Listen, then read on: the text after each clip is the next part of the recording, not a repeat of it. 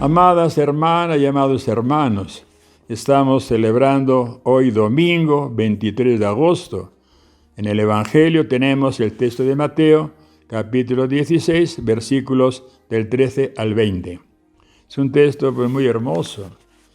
El mensaje de hoy es el papel de San Pedro en la iglesia. El primado de San Pedro, decimos, hablando bonito, el primado de San Pedro en la iglesia como jefe de la iglesia y el sucesor de San Pedro, que es el Papa.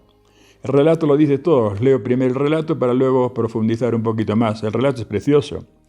Dice, en aquel tiempo, al llegar Jesús a la región de Cesarea de Filipo, preguntó a sus discípulos, ¿qué dicen del Hijo del Hombre? ¿Qué dice la gente a mi respecto? Y los discípulos contestaron, unos dicen que tú eres Juan el Bautista, otros dicen que eres Elías.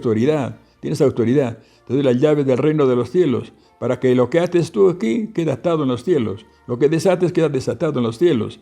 Es una forma de decir, tienes plena autoridad en la iglesia. En otros textos también se le dice a San Pedro, apacienta mis corderos, apacienta mis ovejas, en Juan. En San Lucas también se dice una frase donde Jesucristo le dice a San Pedro, conforta a los hermanos.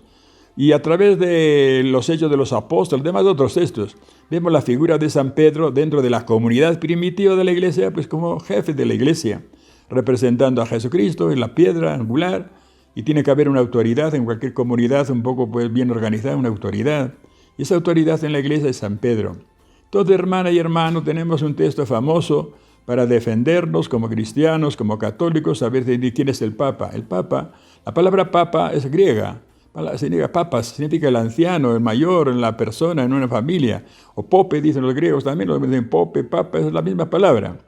Significa una autoridad religiosa, algo así como en la comunidad usted le dijera, pues, el abuelito, el que tiene aquí la autoridad, el que manda en la casa, el patriarca de la casa. Es una forma política y religiosa de hablar, muy normal y bonita, muy bonita, decir el Papa.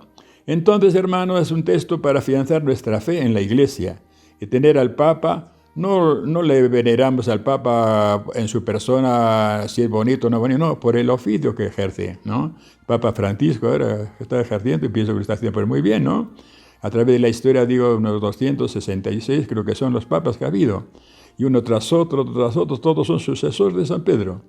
Entonces, en el Papa actual reconocemos al sucesor de San Pedro, le veneramos, lo honramos como cualquier persona decente y culta, pues es el jefe de la iglesia, oramos por él, todos los días en la misa se reza por el Papa también, por los obispos, para que Dios le ilumine. No es fácil gobernar la iglesia. Somos más de 1.200 millones de católicos.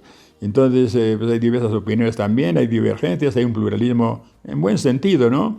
De diversos pueblos, formas de pensar y gobernar la iglesia, pues no es fácil. Por eso hay que orar. Y todos los días en la misa se reza por el Papa, por los obispos, es normal. Así como oramos también por la gente humilde y sencilla, por los enfermos, por todo, pues también por el Papa. Tener esa costumbre de tener ese gran respeto al Santo Padre, al Papa, y bueno, tener el gusto de pertenecer a esta iglesia de Pedro, el sucesor de San Pedro.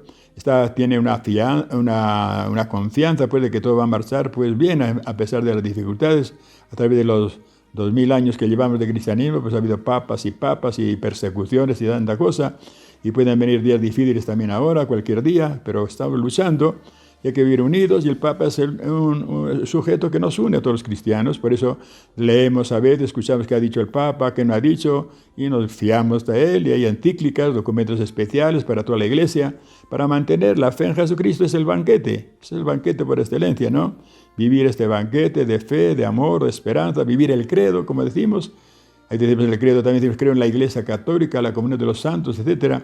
Por eso, aprovechar de esta lectura de la Santa Biblia para afianzarnos como católicos, en buen sentido, con ese sentido plural también, de apertura. Somos católicos, significa universal, de apertura a todos los hombres y mujeres de este mundo, razas y pueblos. La Iglesia es universal, pero unidos.